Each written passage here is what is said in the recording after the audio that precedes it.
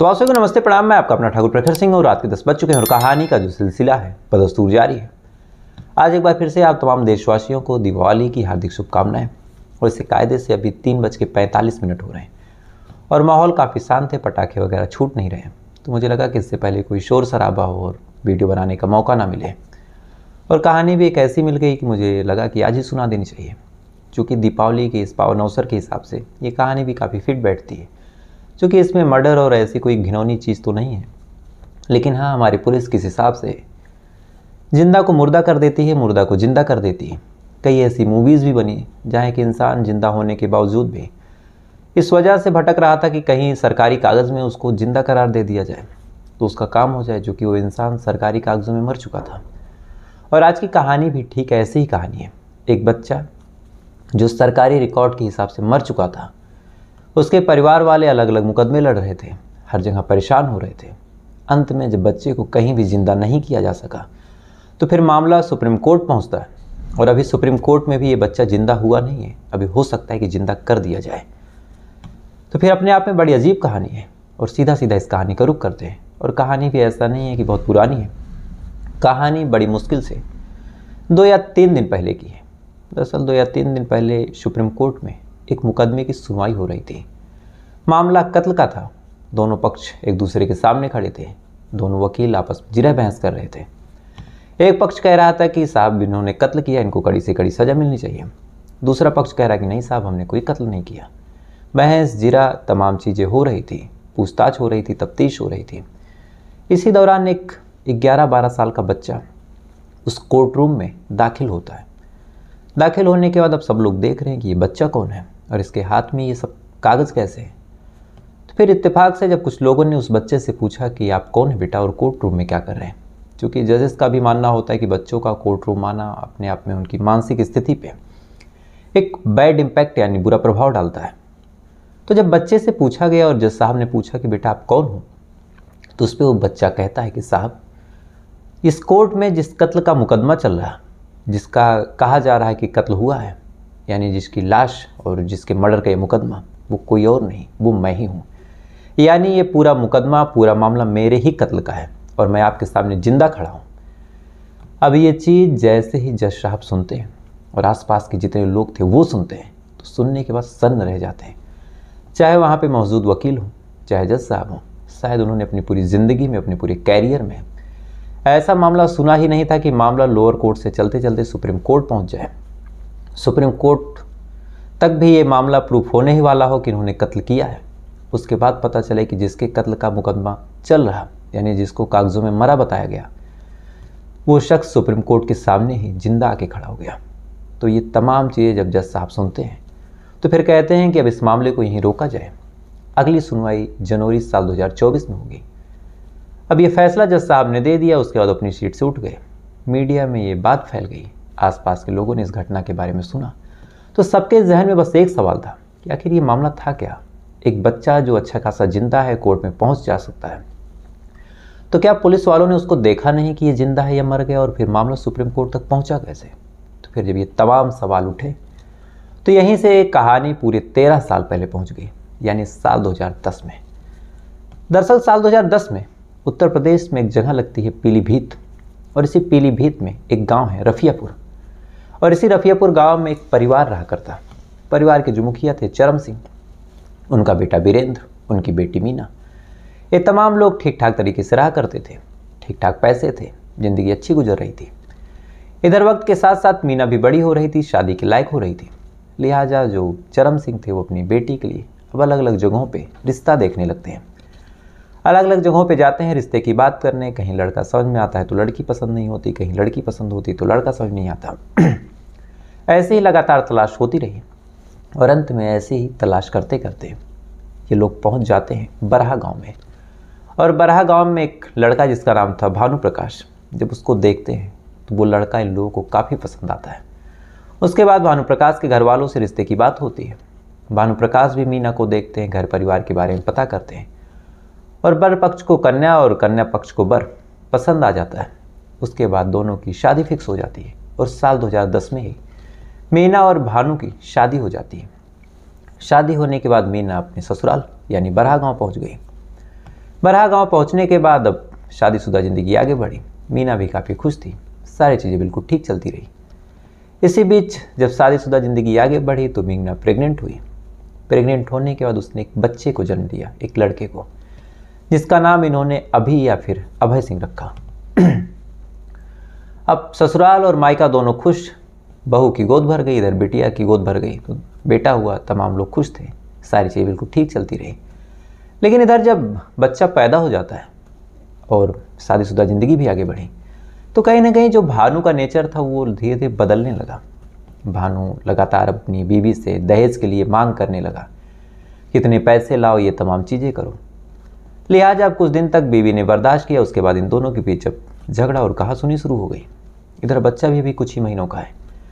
अब कहासुनी भी जब आगे बढ़ी तो दोनों के बीच हाथापाई होने लगी। और ऐसे ही फरवरी साल 2013 में इन दोनों के बीच बहस, झड़प, ये तमाम चीज़ होती रही। और गुस्से में जो भानु था उसने मीना की इस कदर पिटाई की कि मीना बुरी तरह घायल हो गई। अब मीना बुरी तरह घायल, खबर मायके पहुंची।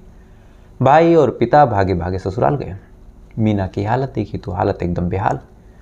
फ़ौरन लेके हॉस्पिटल जाया गया। हॉस्पिटल में मीना एडमिट हुई।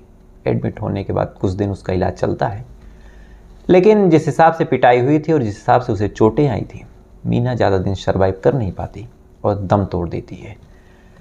अब जैसे ही मीना दम तोड़ती है तो पिता एकदम बौखला जाता है। परिवार के सारे लोग एकदम परेशान कि बच्ची को मार दिया। फ़ौरन वो लोग पहुंच जाते हैं पुलिस स्टेशन।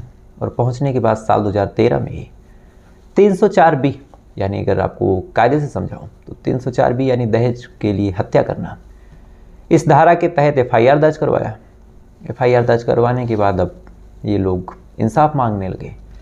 लेकिन ये जो मामला दर्ज था, ये चूँकि जहाँ क्राइम हुआ था ये बरहा गांव था, तो बरहा गांव का जो थाना लगता था न्यूरिया थाना, वहाँ पे इन्होंने FIR तो दर्ज करवाई। लेकिन न्यूरिया थाना इन लोगों की बात क्यों सुनी? ये लोग दूसरे जगह से आए थे, दूसरे थाने से आए थे। लिहाजा पुलिस वालों ने इस मामले में लीपापोती कर दी। ज़्यादा कुछ न्याय मिला नहीं। मामला कोर्ट में गया। कोर्ट में भानु भी अपने केस के लिए लड़ रहा, इधर जो चरम सिंह थे वो अपनी बेटी के लिए लड़ रहे। सुनवाई दोनों पक्ष से होती रही, ना कोई फैसला आया, ना कोई न्याय मिला।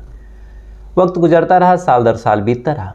लेकिन अभी एक सवाल और आता है कि जो बच्चा था अब उसकी कस्टडी किसको मिले? चूँकि बीबी आखिरी टाइम पे मायके वालों के साथ थी, बच्चा भी कुछ ही महीनों का था, तो बच्चा मायके चला गया, यानी अपने नाना के घर। यानी अब बच्चे का जो लालन पालन है वो चरम सिंह कर रहे थे। लेकिन जो पिता था, जब साल 2015 आया तो साल 2015 में एक एक्ट है जिसे कहते हैं गार्डियन वार्ड एक्ट, यानी बच्चे की कस्टडी किसे मिलेगी। गार्डियन वार्ड एक्ट के तहत जो पिता था यानी भानु, उसने कोर्ट में अपील कर दिया कि बच्चे की जो कस्टडी है उसको मिलनी चाहिए। अब इधर इन लोगों ने अपील किया, मायके वालों ने, कि बच्चे की जो कस्टडी है उसे नहीं मिलना चाहिए, चूँकि वो एक हत्यारा है, उसने अपनी बीवी का कत्ल किया है। अब दोनों तरफ से मुकदमे हो रहे हैं, दोनों तरफ से मामले की सुनवाई चल रही, तमाम चीज़ें हो रही, जिरा बहस, कोर्ट कचहरी, तमाम चीज़ें लगी हुई हैं। साल दर साल गुजरते रहे, बच्चा धीरे धीरे बड़ा होता रहा। ना ही इस मीना के मौत का कोई फैसला कोर्ट ने दिया, ना ही अभी तक इस बच्चे की कस्टडी किसको मिलेगी इसका कोई फैसला आया। देखते देखते साल 2020 आ गया। साल 2020 आते आते दोनों पक्ष भी अपने मुकदमे की पैरवी जोर शोर से कर रहे थे। सारी चीज़ें अभी तक ठीक चल रही, लेकिन एक फैसला कोर्ट ने ऐसा दिया जिसने इस पूरे केस को बदल के रख दिया। दरअसल साल 2021 में जो कोर्ट है उसने फैसला दे दिया कि जो बच्चे की कस्टडी है वो भानु को मिलनी चाहिए, यानी पिता को। अब ये फैसला कहीं ना कहीं नाना नानी यानी चरम सिंह के लिए और वीरेंद्र के लिए एक मुंह पे तमाचा था। कोर्ट ने ऐसा फैसला दिया। इधर बेटी की मौत हुई थी, उसका मुकदमा वो लड़ ही रहे थे और वो पहले से चल रहा था, उसका कोई फैसला आया नहीं। इधर 2015 में ही जो बेटे की कस्टडी का मामला था उसका मुकदमा इन्होंने किया, भानु ने, और उस मुकदमे को भानु जीत भी गया। तो नाना नानी बेचारे परेशान, वो फिर से कोर्ट में जाते हैं, कोर्ट का दरवाज़ा खटखटाते हैं। अब कोर्ट में मामला फिर से विचाराधीन हो जाता है। लेकिन एक कोर्ट का फैसला अब तक आ चुका था कि जो बच्चे की कस्टडी है वो पिता को मिलनी चाहिए।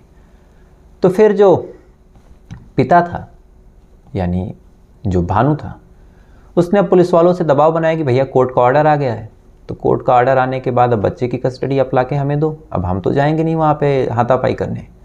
तो पुलिस भी अब लगातार जाती और दबाव बनाने लगी और ये लोग बच्चे को देने से मना करने लगे। कि बच्चा नहीं देंगे, क्योंकि मामला भी कोर्ट में है और अब ये कोर्ट जब फैसला देगा तो उस हिसाब से होगा। अब पुलिस कोर्ट के आदेश का पालन कर रही है, इधर जो घर वाले हैं वो इंतज़ार कर रहे हैं कि हाई कोर्ट भी फैसला दे दे। ये तमाम चीज़ें चलती रही और बच्चा अपने नाना के यहाँ ही रहा। फिर वक्त गुजरा, साल 2022 आ गया और साल 2022 आते आते भानु अपनी तमाम कोशिशें करता रहा कि बच्चे की कस्टडी मिल जाए।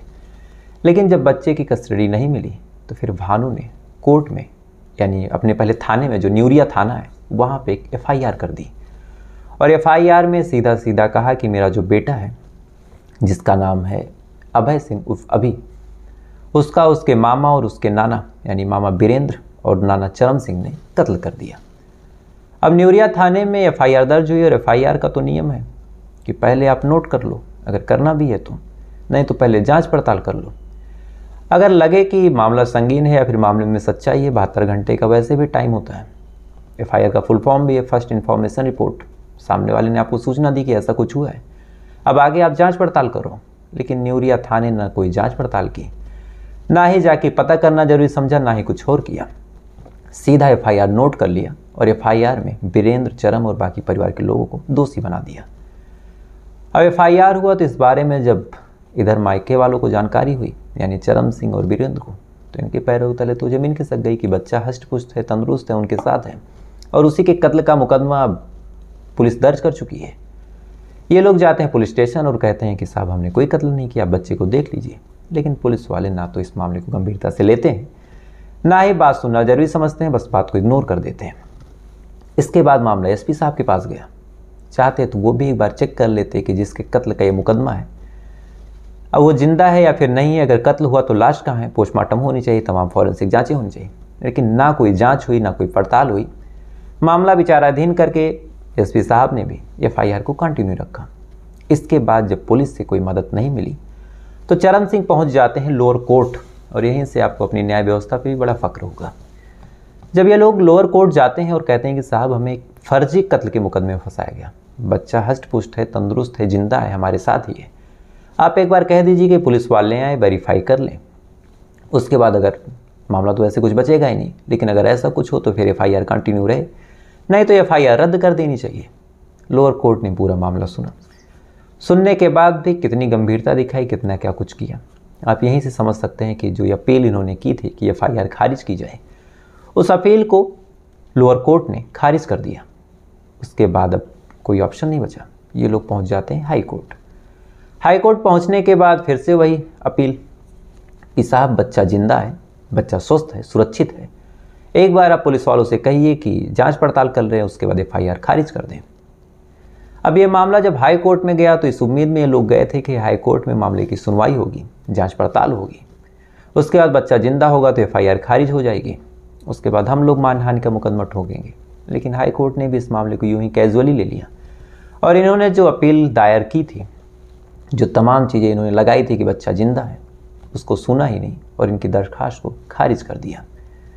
यानी एक बच्चा जिंदा है इसका सबूत देने के लिए उसके नाना नानी, उसके मामा मामी पहले तो थाने जाते हैं जहां मुकदमा दर्ज था, उसके बाद SP साहब के पास जाते हैं, उसके बाद लोअर कोर्ट जाते हैं, उसके बाद हाई कोर्ट जाते हैं कि साहब बच्चा जिंदा है, आप FIR खारिज करवा दो। लेकिन हर जगह इनकी ही अपील खारिज हुई।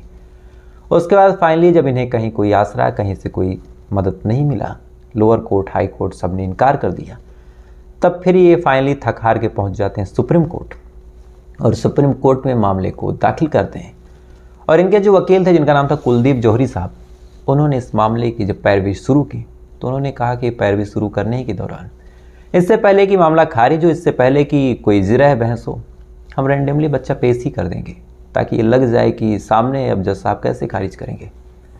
तो फिर अभी 2 दिन पहले जब इस मामले की सुनवाई हो रही थी, इससे पहले कि कोई कंक्लूजन निकलता, कोई और चीज़ होती, अचानक से जो बच्चा था जिसका नाम था अभी उर्फ अभय, वो अपना सारा आधार कार्ड, तमाम डॉक्यूमेंट लेके अचानक से कोर्ट में प्रेजेंट हो जाता है और कहता है कि साहब जिसके कत्ल का ये मुकदमा चल रहा है, जिसके कत्ल के इल्ज़ाम में ये लोग दर बदर भटक रहे, अपमान की ज़िंदगी जी रहे, वो बच्चा मैं ही हूँ। इसलिए अगर कृपा हो सके तो FIR को खारिज कर दिया जाए और मेरे जिंदा होने का सबूत आपके सामने है। अब सुप्रीम कोर्ट ने जब ये चीज़ देखी तो देखने के बाद सुप्रीम कोर्ट भी सन्न रह गया कि एक बच्चा जो जिंदा है उसके कत्ल का मुकदमा पुलिस से लेके SP तक ने गजब घुमाया और सुप्रीम कोर्ट और हाई कोर्ट ने गजब खारिज कर दिया।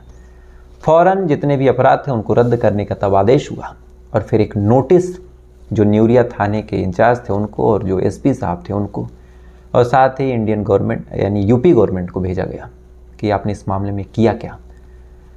अब ये चीज़ जब लोगों के सामने आई तो सामने आने के बाद अब सारे लोग हैरान हो, कायदे से आप भी होंगे कि एक बच्चा अगर जिंदा है यानी कोई अगर जिंदा है और उसके कत्ल का मुकदमा चला और ना तो पुलिस ने कोई जांच पड़ताल की, एफआईआर लिख ली, ना तो एसपी साहब ने इस मामले को गंभीरता से लिया, ना कोई लाश मिली, ना कोई फॉरेंसिक हुई, ना कोई पोस्टमार्टम हुआ, ना कोई मोटिव मिला, ना कोई मर्डर वेपन मिला। उसके बावजूद भी एक परिवार अपमान की ज़िंदगी जीता रहा, कत्ल के मुकदमे के इल्ज़ाम में लगातार पेशियां करता रहा। तो अपने आप में कितनी अजीब कहानी थी। तो फिलहाल ये थी पूरी कहानी, और कहानी आपको कैसी लगी कमेंट करके ज़रूर बताइएगा। और साथ ही दीपावली को सुरक्षित तरीके से मनाइएगा, पटाखे वगैरह दूरी से फोड़िएगा। तो आप लोगों को हैप्पी दीपावली फिर से। तो आपसे कल फिर मुलाकात होगी किसी दूसरी सच्ची कहानी के साथ। तब तक अच्छे रहिए, खुश रहिए, अपना ख्याल रखिए, अपने देश का ख्याल रखिए। जय हिंद, जय भारत।